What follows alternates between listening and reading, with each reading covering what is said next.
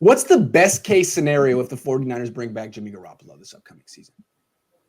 I think the best case is for him to come back and play like he did in 2019.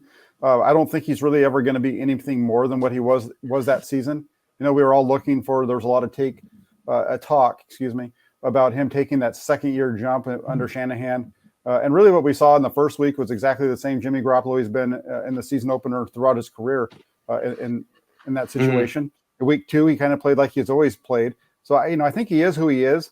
I don't think we're going to see a whole lot of improvement.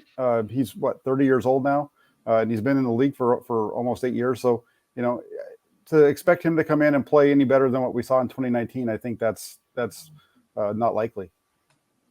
Jack said it exactly. Just play like he did in 2019. The defense is good, and he plays his style of game. They have a good play action offense, and they can sneak into the NFC is going to be very competitive next year. But if Nick Bosa comes back like he was in 2019, the team will be one of the contenders in the NFC.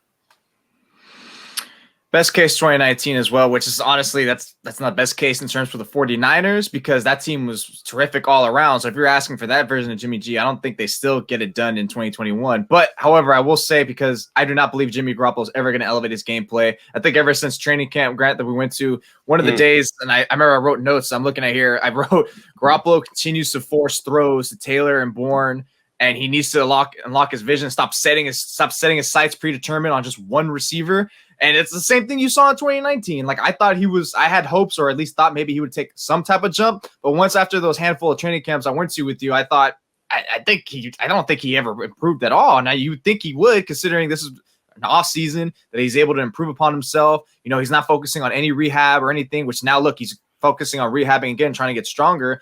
So if he couldn't do it on the offseason that he didn't get injured from, he's definitely capped at 2019, which is still going to be hard pressed to say he's going to get there because he might get injured again.